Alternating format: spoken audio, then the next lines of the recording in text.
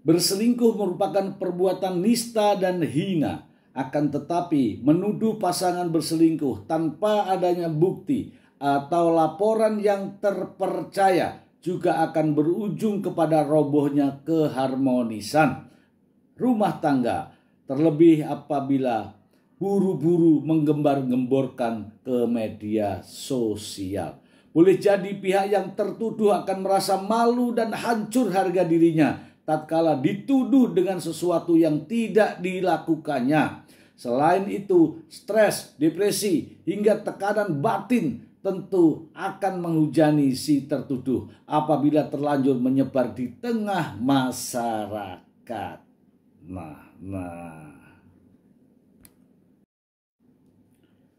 Hai, masih bersama saya Mr. Z bicara. Tentu saja bicara tentang kebenaran berdasarkan fakta, data, dan realita. Ini perasaan saya ya, perasaan saya. Walaupun saya pria, tapi saya memiliki seorang ibu. Ketika seorang wanita dituduh selingkuh, itu rasanya itu sakit. Apalagi seorang istri dituduh oleh suaminya. Ini bisa sangat menyakitkan. Ya, perasaan wanita terlalu halus untuk disebut. Kalau benar sih mungkin ya, mungkin ya karena memang benar. Tapi kalau tidak kemudian dituduh, itu sungguh sangat menyakitkan ya. Apalagi jika suami menuduhnya berulang-ulang kali bahkan tanpa bukti. Tanpa bukti. Sebenarnya istri itu ketika dituduh tanpa bukti itu sudah sakit dan pengennya juga berpisah. Tapi seorang wanita itu terkadang, ya mohon maaf ya ini saya katakan terkadang ya. Oke lah, kalau memang kau tuduh saya, ya udahlah kita berpisah. Itu niatnya. Tetapi dalam hati yang paling dalam, dia selalu anak-anakku gimana ya gitu ya. Memikirkan anak-anaknya. Itu fakta. Ya. Ini juga terjadi pada Paula Verhoeven. Ketika dituduh oleh suaminya bahwa dia telah selingkuh, Paula Verhoeven juga dalam hati mengatakan, aduh ini sudah nggak benar nih, sudah nggak bisa dipertahanin nih, gitu ya. Tapi dia tidak bisa mengambil keputusan. Kemudian dia datangi seorang pengacara untuk konsultasi. Gimana ini Bu, saya begini-begini. Mungkin sang pengacara juga memberikan nasihat karena dasar-dasarnya ada gitu.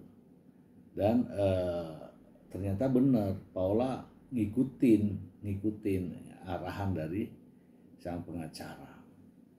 Tetapi rupanya si Mbak Imbong sudah memiliki ya tekad bulat, entah kenapa saya tidak tahu.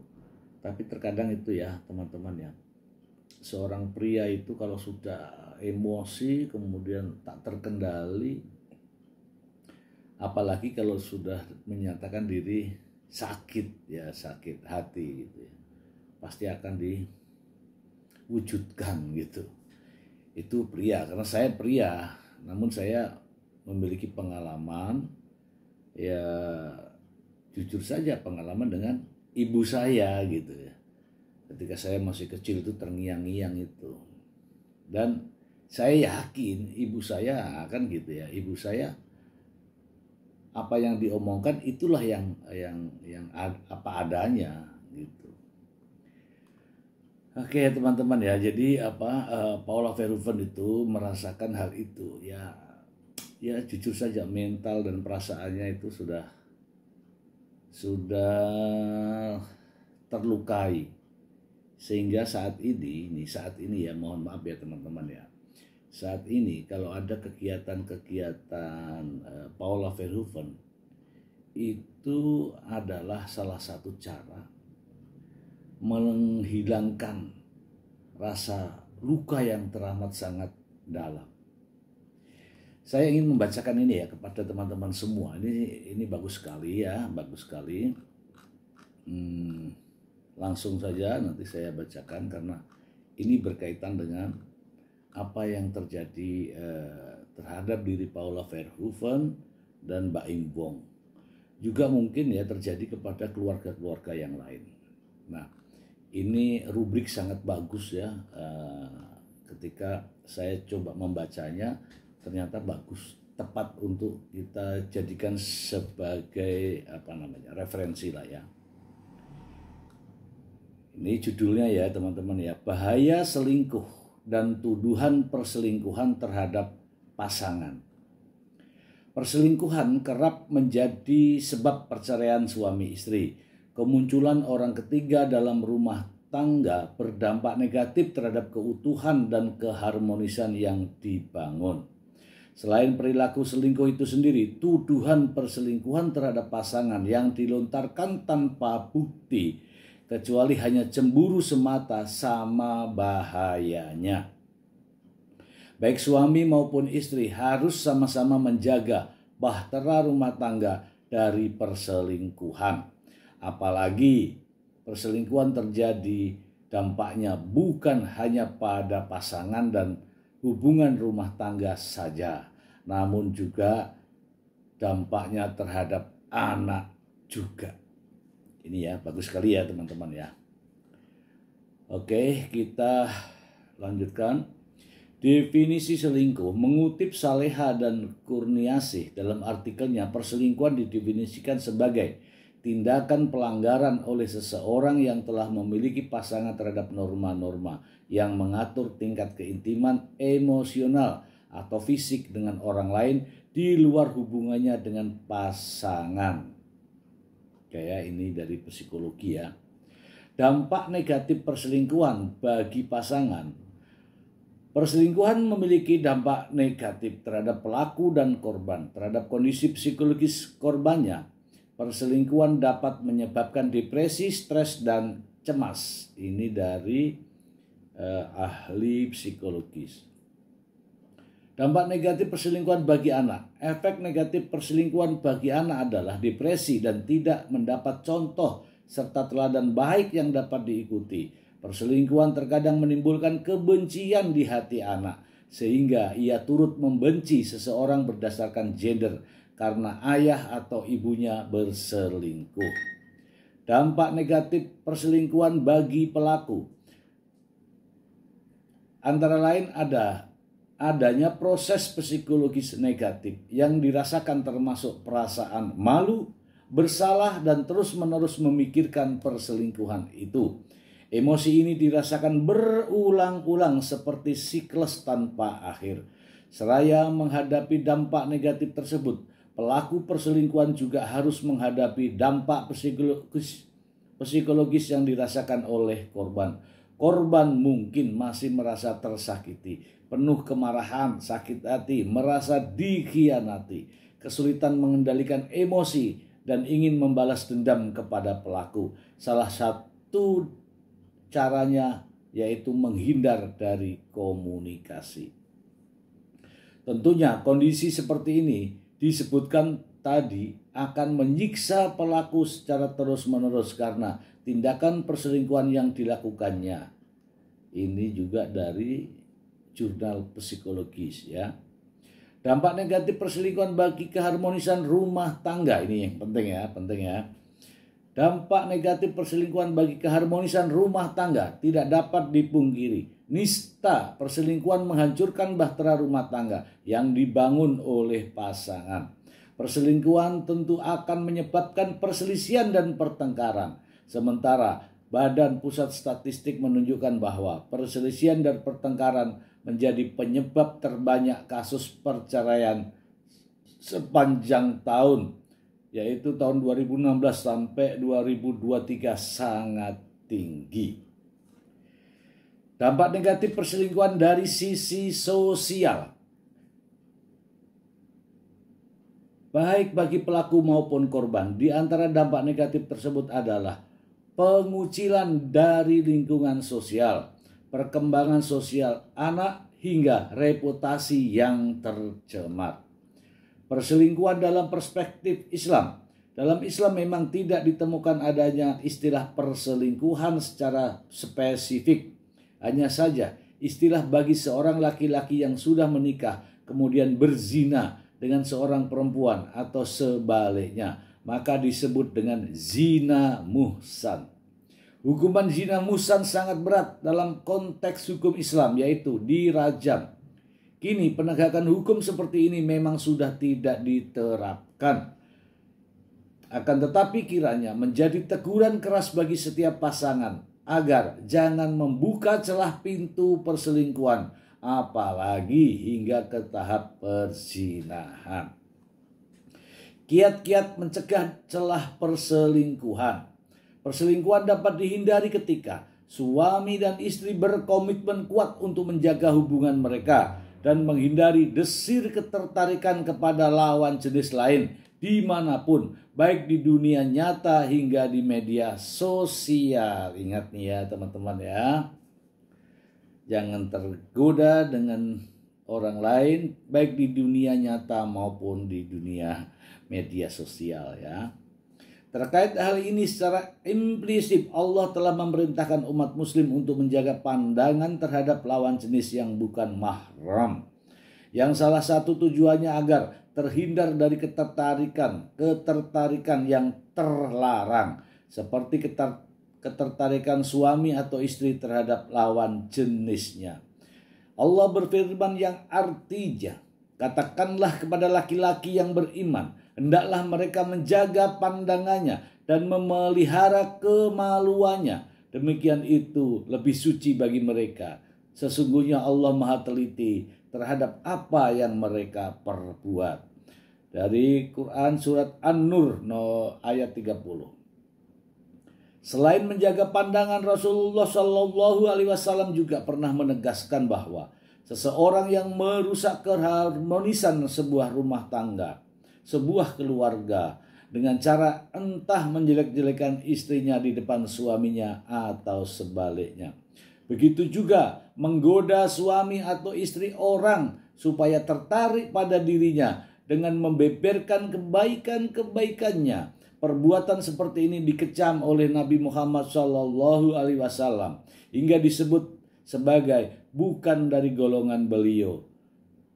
Rasulullah SAW bersabda, diriwayatkan dari Abu Hurairah radhiyallahu an, ia berkata bahwa Rasulullah bersabda, bukan golongan kami orang yang menipu seorang perempuan atas suaminya atau seorang budak atas tuannya.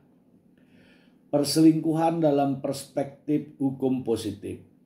Sebagaimana istilah perselingkuhan tidak ditemukan dalam hukum Islam, begitu juga dalam konteks hukum positif. Dalam konteks hukum positif, istilah yang dikenal adalah perzinahan, overpairs, yang telah diatur dalam pasal 284 KUHP, yaitu 1. Pelaku diancam dengan pidana penjara paling lama 9 bulan. A. Seorang pria yang telah kawin yang melakukan gendak overspell, padahal diketahui bahwa pasal 27 BW berlaku baginya. B.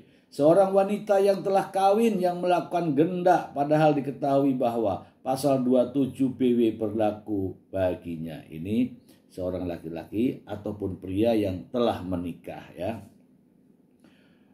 2. A. Seorang pria yang turut serta melakukan perbuatan itu, padahal diketahuinya bahwa yang turut bersalah telah kawin. B. Seorang wanita yang telah kawin yang turut serta melakukan perbuatan itu, padahal diketahui olehnya bahwa yang turut bersalah telah kawin, sebagaimana diatur pasal 27 BW berlaku baginya. Tidak dilakukan penuntutan, melainkan atas pengaduan suami atau istri yang tercemar. Dan bila mana bagi mereka berlaku pasal 27 BW dalam tenggang waktu 3 bulan diikuti dengan permintaan bercerai atau pisah meja dan pisah ranjang karena alasan itu juga. Terhadap pengaduan ini tidak berlaku pasal 727375. 4. Pengaduan dapat ditarik kembali selama pemeriksaan dalam sidang pengadilan belum dimulai. 5. Jika bagi suami istri berlaku pasal 27BW, pengaduan tidak diindahkan selama perkawinan belum diputus karena perceraian atau sebelum putusan menyatakan pisah meja dan tempat tidur menjadi tetap. Ini tidak bisa dituntut kalau pelapornya atau suami atau istri tidak berniat cerai ya, tidak berniat pisah gitu ya. Jadi harus punya niat pisah. Dengan demikian secara keseluruhan, perselingkuhan memiliki dampak yang sangat merusak bagi berbagai aspek kehidupan rumah tangga dan sosial. Tidak hanya mengganggu hubungan antara suami dan istri, tetapi juga berdampak buruk bagi kondisi psikologis anak dan mencemarkan reputasi sosial pelaku dan korban. Karena itu, menjaga komitmen dan mencegah celah perselingkuhan sangatlah penting.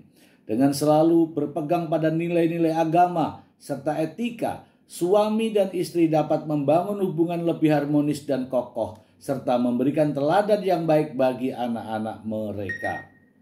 Beratnya tuduhan perselingkuhan terhadap pasangan. Berselingkuh merupakan perbuatan nista dan hina. Akan tetapi menuduh pasangan berselingkuh tanpa adanya bukti atau laporan yang terpercaya juga akan berujung kepada robohnya keharmonisan rumah tangga. Terlebih apabila buru-buru menggembar-gemborkan ke media sosial. Berselingkuh merupakan perbuatan nista dan hina. Akan tetapi menuduh pasangan berselingkuh tanpa adanya bukti atau laporan yang terpercaya juga akan berujung kepada robohnya keharmonisan rumah tangga, terlebih apabila buru-buru menggembar-gemborkan ke media sosial. Boleh jadi pihak yang tertuduh akan merasa malu dan hancur harga dirinya tatkala dituduh dengan sesuatu yang tidak dilakukannya. Selain itu, stres, depresi, hingga tekanan batin tentu akan menghujani si tertuduh apabila terlanjur menyebar di tengah masyarakat.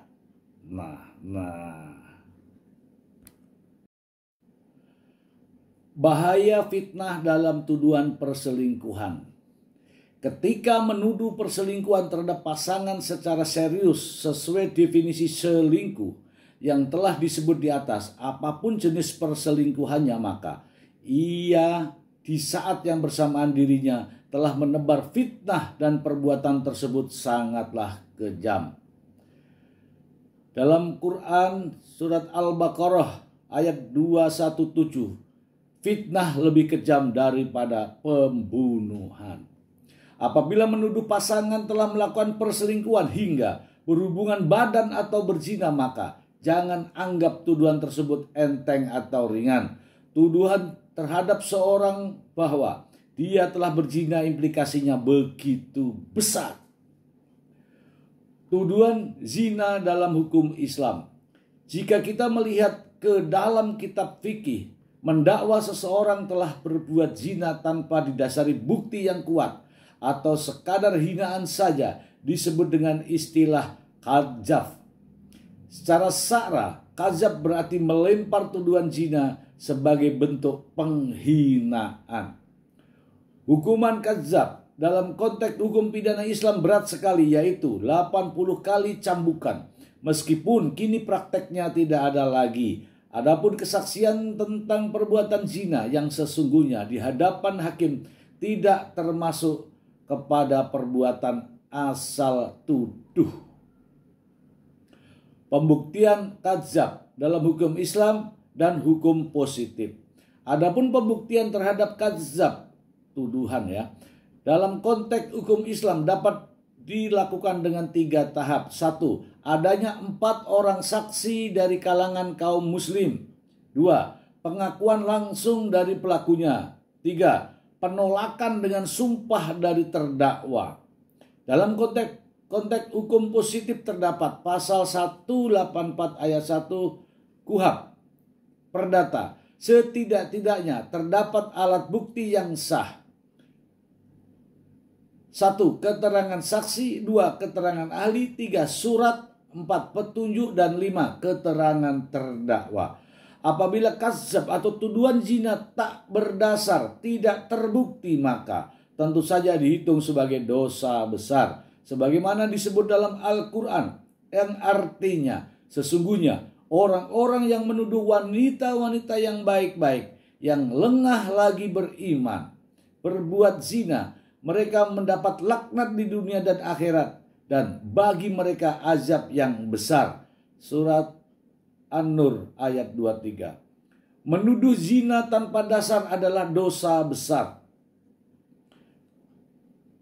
Nabi besar Muhammad SAW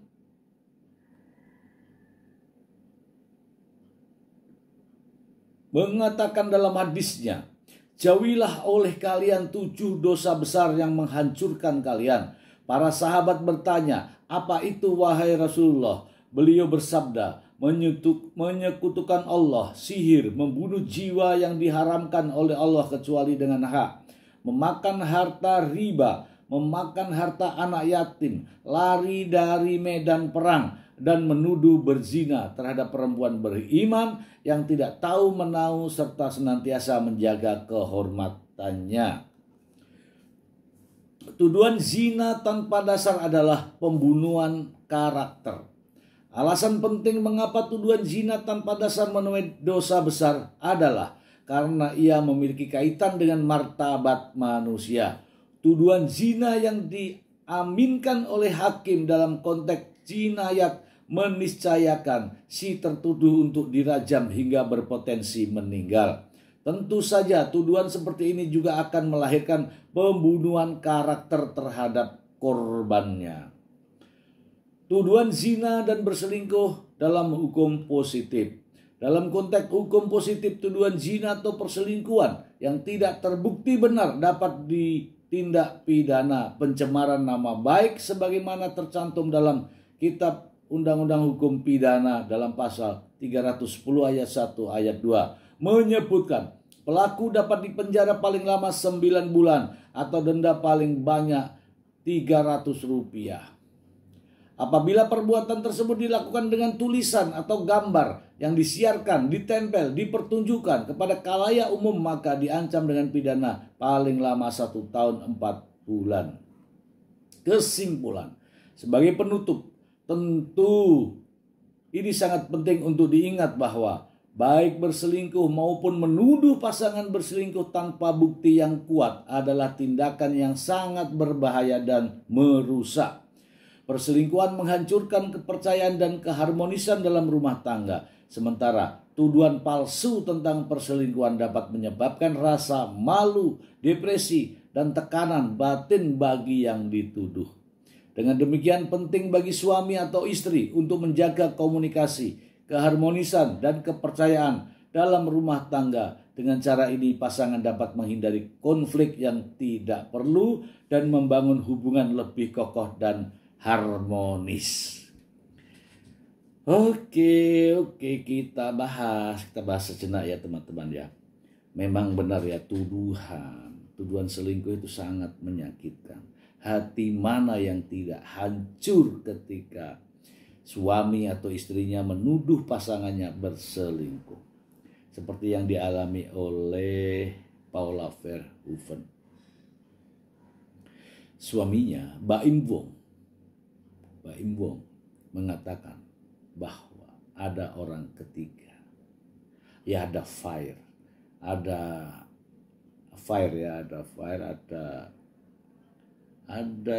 hubungan terlarang katanya. Sementara Paula Verhoeven sendiri teman-teman sudah menjelaskan bahwa semua itu tidak benar. Kalau itu tuduhan tanpa dasar, golongannya sama, yaitu dosa besar. Saya masih berharap di sini ketika apa yang disampaikan oleh Paula Verhoeven dan itu tidak benar, tentu saja orang-orang yang mengabarkan, menuduh dirinya, menyebarluaskan dirinya, itu bisa dituntut balik.